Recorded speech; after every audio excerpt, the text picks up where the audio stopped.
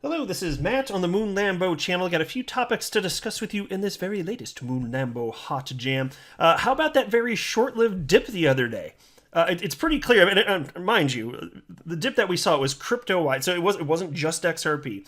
But the dip that we saw, it was as a result of what was happening regarding the Russia-Ukraine situation that I'm just going to assume everybody is aware of at this point.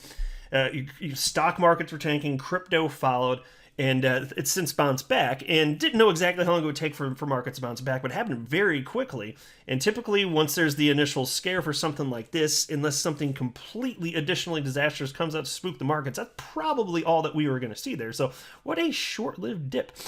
So there's a couple things to say on that. Also, this is worth highlighting. Here's a headline from CNBC. EU, UK, Canada, US pledge to remove selected Russian banks from interbank messaging system SWIFT. Well, how about that? Ripple's competitor SWIFT, apparently some ramifications for Russia, but how severe, and does that actually mean anything for RippleNet? And more importantly, if you're an XRP holder, what about XRP? So I'll talk about that as well. But before going any further, I do want to be clear, I do not have a financial background of any kind. I am not offering financial advice, and you definitely should not buy or sell anything because of anything I say or write. I'm just an enthusiast who enjoys making YouTube videos about crypto topics, but just as a hobby and just for fun. Here's a 7-day price action for XRP. That's what this chart is on your screen. It looks like typical crypto volatility, not too bad. I mean, what XRP get down? Like 63, this is 64 cents or somewhere in that range.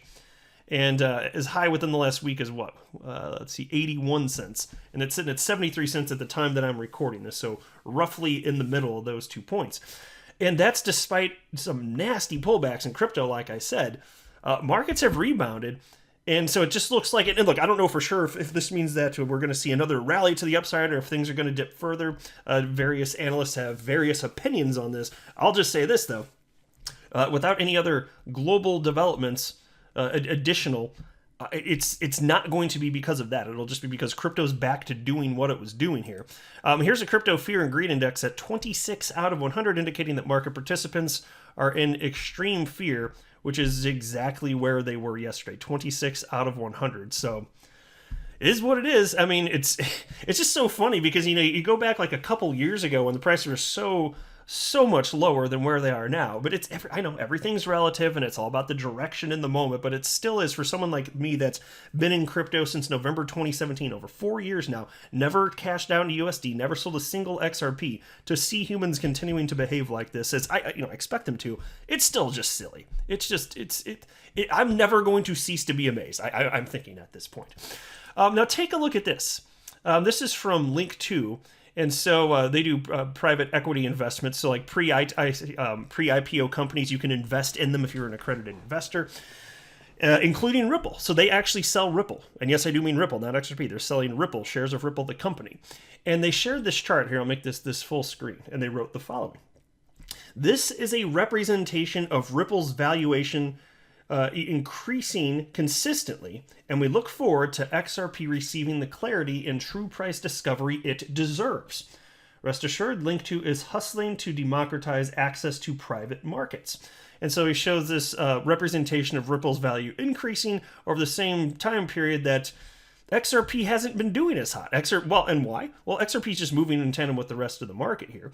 But it just goes to show the degree to which XRP, in terms of price action, not linked to what's happening with Ripple at all.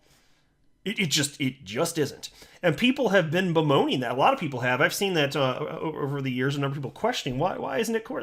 Well, there are a number of reasons. Again, the market just moves in tandem because it's in its nascency, but there are all sorts of people that are buying XRP for all sorts of reasons that also have nothing to do with Ripple. So just consider that as well.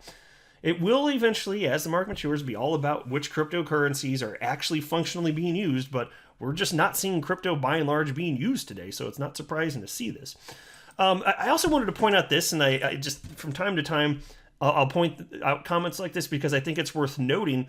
Look, I don't know for sure whether or not Bitcoin's actually in a bear market right now. Some people think yes, some people think no, but I'm going to note that people are, like just your typical retail speculators, even though they're fearful now, they're not behaving quite the same way as what we saw several years ago when we entered the bear market. And so take a look at this from on-chain analyst Will Clemente, who wrote, 76.5% of Bitcoin supply hasn't moved in at least 6 months, a new record. Again, 4 years ago, this is not what you saw. So just take it for what it's worth. I'm not saying it's the end-all, be-all, but there are a number of things to consider when you're doing analysis and in terms of the topic of conversation. What's going to happen in terms of price? Well, there's technical analysis, there's fundamental analysis, and there's on-chain analytics, and they all matter to varying degrees. Fundamental analysis matters almost 0%, but that won't always be the case. Eventually it will matter more, but those are the things to look at. And so I'm just saying this is a piece of the puzzle, and that's a bullish piece of data right there. It just is. And then there's this, I don't really want to read this article, but I keep seeing all sorts of perspectives from many different analysts, and the vast majority still think that structurally, if I'm just looking on a macro level, we're going to be seeing major moves to the upside. And my perspective, I don't think that this market cycle ends without having an alt season. I don't think that humans are behaving in any sort of notable way different than even 4 years ago. I really don't. And so to think that this would be the first time we don't see that blow off top just doesn't make sense. I think people are going to want to get as much money out of this market as possible, and I think that's going to result in every coin pumping and then just cycling through. So here's a headline from you today: crypto ready for wave 5 upsurge, says legendary trader. And they're talking about Henrik Zeberg here. And again, I don't feel like reading the article. I just thought I'd share the idea here. The best days are yet ahead. And even if this guy's wrong, well, hell, it's still just a matter of time. Even if we were in a bear market, eventually markets rebound. Crypto's not going away, period. So it doesn't make sense to be fearful about this. And then there was this. I first saw this a few hours ago from Hedgeye, which I think they do a fine job from what I've seen. They typically put out just accurate information, but I'm a skeptic, so when I see a headline, I just want proof of it. It's not that I'm saying you're outright a liar. I just want to know if you're stating something and I can't find the evidence, especially if I can't find it easily. I'm going to want to know where you got your information. And so there's this tweet from Hedgeye, and they got quite a few followers, right? Yeah, 127,000 followers. And they tweeted out, "Russia is out of SWIFT. Here we go." And so I was like, really? Okay, because just a couple days ago, it didn't seem like it was necessarily on the table. And so I just asked for a source, and I wrote that I did a Google search, and there were no articles at the time anyway. At least nothing was easily popping up. I found something on the topic of this, but not indicating that Russia had been removed from SWIFT. And all sorts of people ended up sharing the latest information on this. And so thank you to all of you, like for instance, Crypto Flubber here, and there are some others. But as it turns out, it's not actually quite precise enough. It's not that Russia was removed from SWIFT entirely. It's that there were some specific banks that are no longer allowed to communicate. And so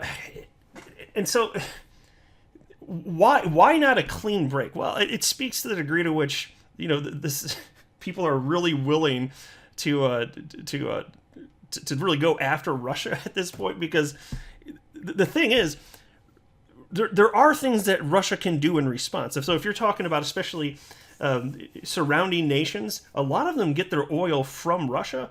And so if you block them off, that could be highly disruptive for nations. And so there's all sorts of reasons for stuff like this. And so it does seem like that's a primary reason. But there are certain banks getting caught. We don't know that. We're not privy to the specifics of which banks, though, and what the ramifications are. So I'm just being for real. It's still something.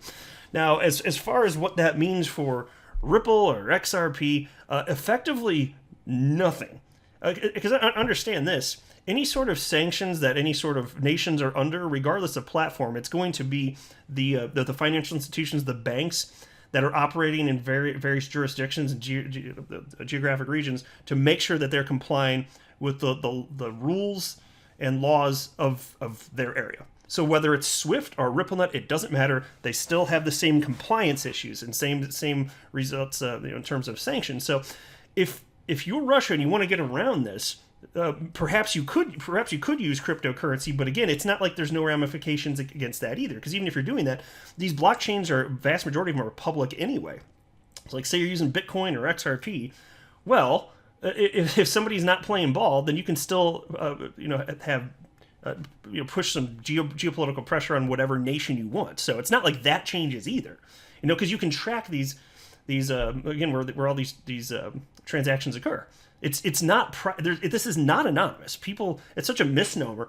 Cryptocurrency, by and large, is not anonymous unless you're talking about actual privacy coins, and even then, you can see what's touching the endpoints of those transactions. And so, like for instance, the FBI. There was a story I covered recently where they were actually able to figure out. It was that huge one with the whatever it was, the $3.6 billion hack from the name of the exchange escapes me now. But anyway, they were actually trying to launder the money utilizing privacy coins. They got caught. So it's like you can still see what touches the endpoints of even the privacy coin transactions. So it's not the case that all of this is anonymous. And so what does it mean for XRP? That's why, in a nutshell, nothing. It's in the short term, this means absolutely nothing. And also understand, this is not a dig against Ripple. I think I'm a fan of Ripple, and they're fantastic. But RippleNet is small compared to Swift right now. And so this doesn't functionally change really anything, right? The way that it's set up. I just don't think that it matters. So I don't feel like I really need to read through this article. I had this article pulled up from CNBC. I can give you a little bit of tidbits in case you want some of the specifics, I suppose. Maybe I can run through just the top portion of this here. But I wanted to talk first about how this might have any sort of implication for Ripple and or XRP. And it really doesn't, to be honest. Not in the short term, at least. But anyway, here you go. The U.S., European allies, and Canada agreed Saturday to remove key Russian banks from the interbank messaging system SWIFT, an extraordinary step that will sever the country from much of the global financial system. This will ensure that these banks are disconnected from the international financial system and harm their ability to operate globally, the global powers wrote in a joint statement announcing the significant retaliatory measure. Now, folks, don't you think that Russia recognized that this could potentially happen? And don't you think that, given they understood that, they just don't care and they're properly positioned prior to this happening?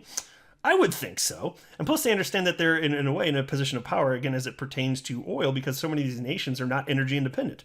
Those are national security issues, But anyway, Moscow's exclusion from SWIFT, which stands for the Society for Worldwide Interbank Financial Telecommunication, means Russian banks won't be able to communicate securely with banks beyond its borders.